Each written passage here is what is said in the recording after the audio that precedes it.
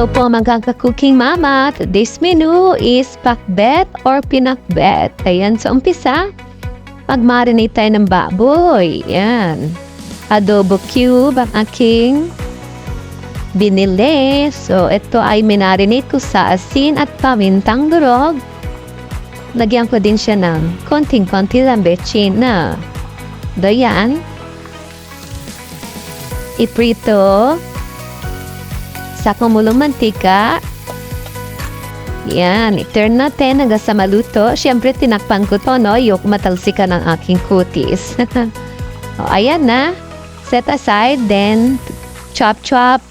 I-ready for panggisa. Ayan, sarap na tong ulamin, no? Pwede na tong ulamin, eh. So, binawasan ko mantika bago ako nagisa ng bawang. Ang bawang ko ay 5 piraso. Oh, yan. Tapos isang sibuyas na medium size cut. Sama natin sa paggisa.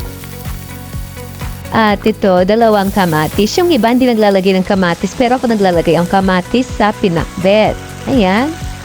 Sangkutsang maigi, durug-durugin ng kamatis para lumasa. Siyempre, tinakpan ko para madaling maluto. Na yan na. Sangkutsa na yung kamatis, sibuyas at bawang. Sunod na dito yung chinap na pork. Ayan, ipinirito kong pork, chinap ko para iisahog dito. So, yan. Matapos natin masangkutsa to, masarap talaga kasi pakatasin yung kamatis, ano. O, hindi ako satisfied pagka hindi nadudurog maigi yung kamatis. So, ito yung kasunod. Ayan, anak ko, nagmumuray yung taba. Sarap. So, ayan na. Sangkutsa natin. Lagyan natin ito ng oyster sauce. Cube muna. 4 cube. Ayan. Hindi ko na maalala kung ano yung mga naglalagay ko rito. 2 kutsarang bagoong alamang. At 1 kutsarang oyster sauce. Then, sinunod ko kaagad tong kalabasa. Medyo kasi malalaki yung chop niya.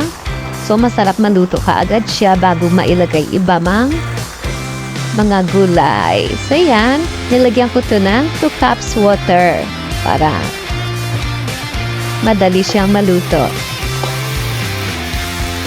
Ayan, sangkutsa. Wow, sarap to. Sangkutsa natin. Nalagyan ko ng 2 cups water. Ayan. So, umpisa nag-aalaman ako kung 2 cups eh. So, 1.5 cup muna. Tapos yung remaining half cup ay ginagdag ko. So, equivalent din to 2 cups. O, depende naman sa inyo kung gusto niyo matuyo-tuyo o masabaw na. Pero ito is kainaman lang ang sabaw. So, yan, pakuluan natin, takpan.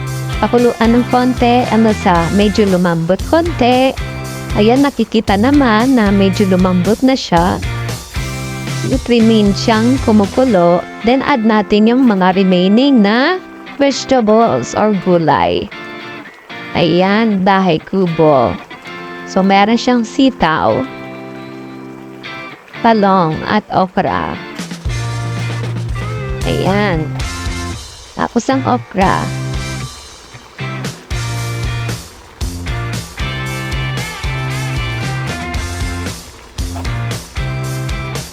Ganyan lang, no? Tapos mekos-mekos, halo-halo. Ano naman to? Yan.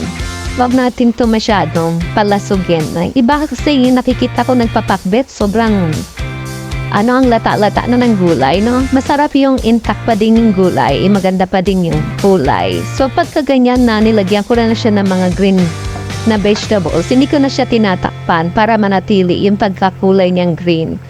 Once kasi na, pag tinakpan mo yan, magla-light brown yung mga gulay. So, mawawala yung kulay. Na, maganda kasi yung gulay is ganun pa din yung kulay. So, hindi ko na siya tinatakpan pag nilagay ko na yung mga gulay na green.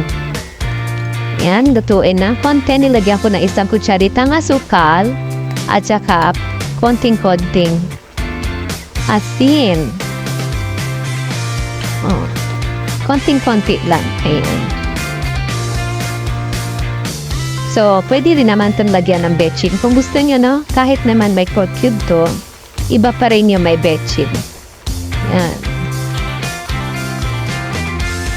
So, yun, may betchin siyang konti. Tsaka asin, konti. Ayan. So, titikman nyo. Nasa inyo kung gaano kaalat nyo gusto. Or gaano katabang. Nasa sa inyo yan, no? Hindi ko yung control. So, ayan na. Nilagyan ko siya ng feeling haba.